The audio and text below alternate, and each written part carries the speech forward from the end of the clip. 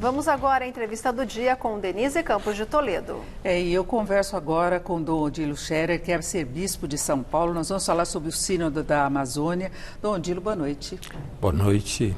Agradeço muito a sua presença aqui no Jornal da Gazeta. Vamos falar do Sínodo que neste ano ocorreu quase que simultaneamente a toda a polêmica que nós tivemos em torno da Amazônia, das queimadas, da posição do governo em relação ao meio ambiente. Isso acabou confundindo um pouco o entendimento em relação ao Sínodo. Então, eu gostaria que o senhor esclarecesse exatamente qual é o objetivo, porque engloba nas ações e nas decisões os países que estão na Amazônia, né? Porque não é só o Brasil.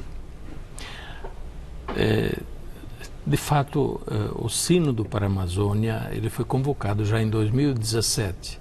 Portanto, a sua realização não tem a ver com as circunstâncias deste momento, mas coincidiram. E acredito que isso coloca ainda mais em evidência a necessidade de se refletir seriamente sobre a questão da Amazônia. Não só a questão ambiental, mas o conjunto da realidade da Amazônia. E é preciso dizer, por outro lado, que não se trata só da Amazônia brasileira, mas da grande Amazônia, da Panamazônia, como se costuma dizer, e que envolve 9 países, não só o Brasil. Claro que o Brasil tem a maior parte desta grande Amazônia. Então, de fato, o momento que a Amazônia brasileira, mas não só, viveu neste ano, as semanas passadas, trouxe ainda mais para, digamos, para o palco as questões que, de fato, o Sínodo também está refletindo. Lá em Roma, os bispos reunidos durante 3 semanas, juntamente com o Papa, refletem sobre as questões que envolvem a presença da Igreja na Amazônia e sua missão em relação a todo esse conjunto de questões da Amazônia. Agora, há uma discussão também em relação à própria atuação da Igreja e o que ela pode fazer nessa região. Nós temos aí o avanço de outras religiões também, e eu queria saber como é que é a convivência e que tipo de decisão o Sínodo pode trazer, que mudanças pode trazer. Bem, o Sínodo não toma decisões. Não, mas em termos de procedimentos, não? O Sínodo é consultivo. O Papa convoca os membros do Sínodo para ouvir. O Papa ouve. Durante o Sínodo, praticamente, ele não fala. E o Sínodo, refletindo, discernindo, no final elabora indicações, propostas que são entregues então ao Papa como fruto do trabalho do Sínodo. E o Papa, depois do Sínodo, fará um documento sobre a questão tratada, sobre o tema do Sínodo. Costumamos chamar esse documento de exortação apostólica pós-sinodal. É claro que este é o foco principal do Sínodo, é a atuação da Igreja na Amazônia. E a Igreja está pondo a questão sobre a sua atuação, enfim, é suficiente, é adequada diante das questões que ali estão. No momento ela está adequada, proporcional às grandes demandas que ali estão. De fato, a Igreja Católica reconhece que ela precisa estar mais presente, precisa atuar mais e melhor na região amazônica, porque esse imenso território tem uma presença relativamente pequena, muito diluída da Igreja, e isso é o foco principal que está em questão no Sínodo. É cuidar também da população, não é só disso. Exatamente. Ambiente, né? O Sínodo tem um grande chapéu, que então contempla 3 focos. O grande chapéu é a missão da Igreja na Amazônia. A Igreja e sua missão na Amazônia. 3 focos. O primeiro foco é a própria Igreja, a sua presença, a sua atuação, os seus métodos, o que precisa fazer para melhor desempenhar a sua missão. Segundo, é a questão humana na Amazônia, o homem na Amazônia. Então, ali tem os povos originários, os indígenas, mas também os ribeirinhos, os quilombolas e também o povo das cidades, que na Amazônia, não só brasileira, tem grandes cidades, tem as metrópoles. Então, a presença e a atuação da Igreja em relação ao homem, a questão humana na Amazônia, que tem enormes questões, problemas e desafios. Terceiro, é a questão ambiental.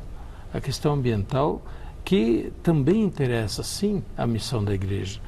A igreja não olha a questão ambiental do ponto de vista econômico, ou científico, ou estratégico. Mas, como o Papa Francisco escreveu na encíclica sobre as questões ambientais, a encíclica de 2015, Laudato Si, a natureza, no seu conjunto, é como a nossa casa comum, onde nós vivemos, nos abrigamos, nos nutrimos. Ela é a nossa casa, que também devemos cuidar, zelar para que ela não seja depredada, não seja, enfim, destruída.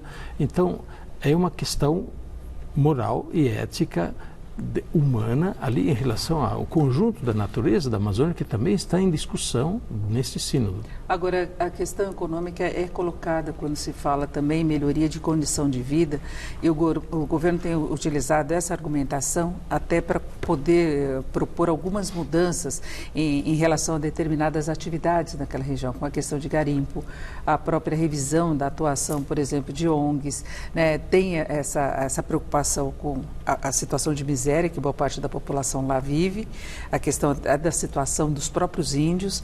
Agora, como se pode cuidar desse lado econômico, melhorando condição de vida e preservando o meio ambiente? O senhor acha que a igreja pode contribuir nesse sentido?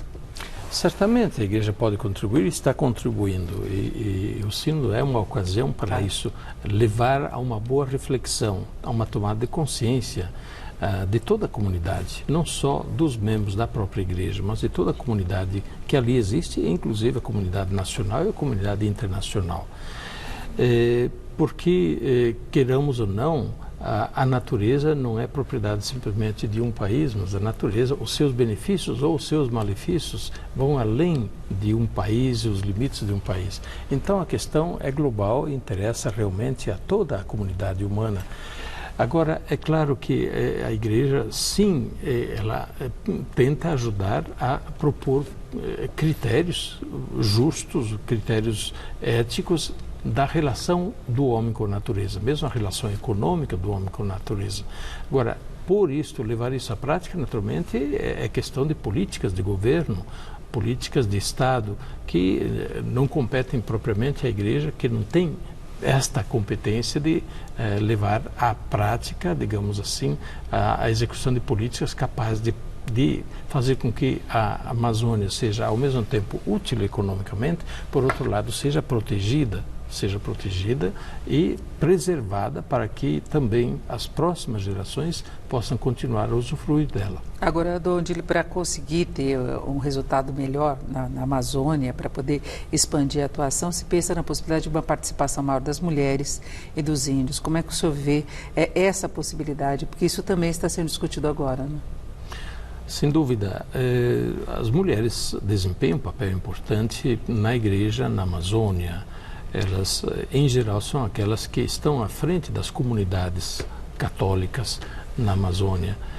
O padre nem sempre está presente, o padre consegue estar presente de tempos em tempos, mas as comunidades têm uma vida constante e, em geral, à frente dessas comunidades, que não são paróquias propriamente, mas as comunidades pequenas, né, dos ribeirinhos, mesmo dos indígenas, a maioria das vezes são mulheres que estão à frente.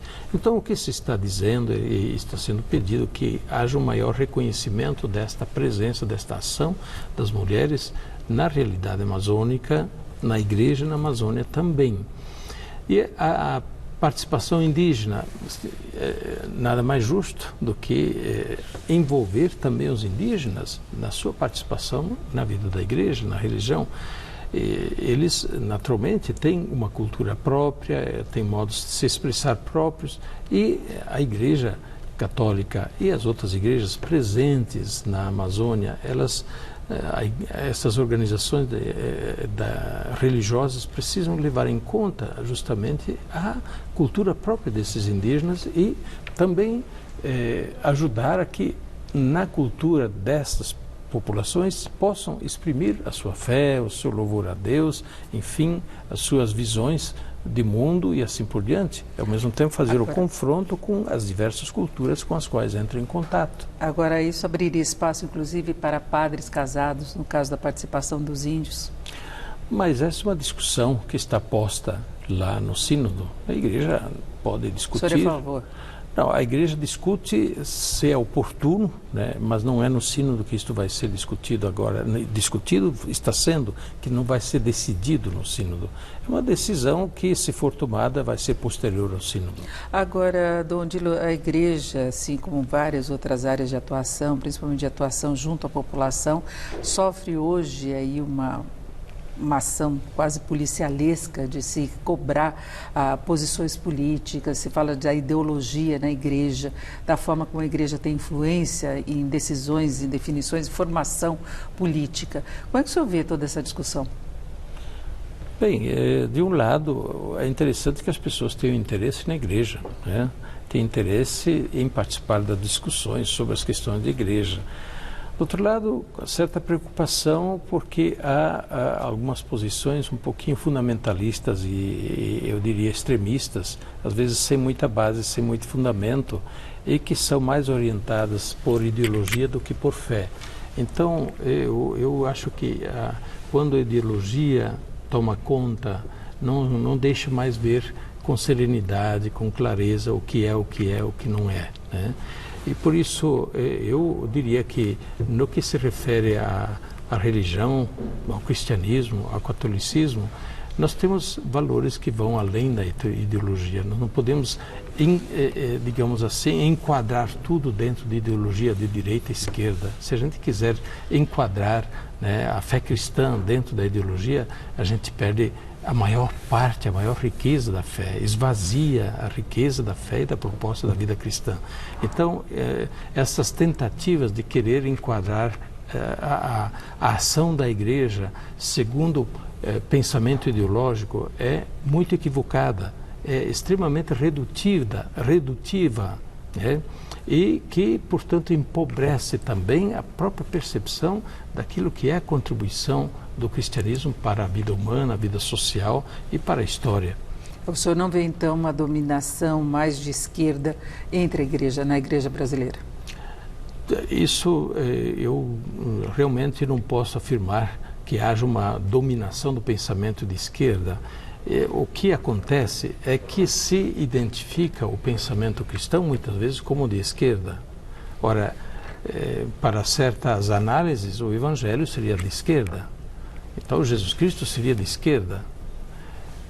Se nós começarmos a falar de ajuda aos pobres, de justiça social, nós então seríamos todos de esquerda. Mas isso está no coração do Evangelho, é o coração do cristianismo. Não se pode tentar enquadrar simplesmente a proposta cristã como sendo de direita ou esquerda. Ela está acima de direita e esquerda.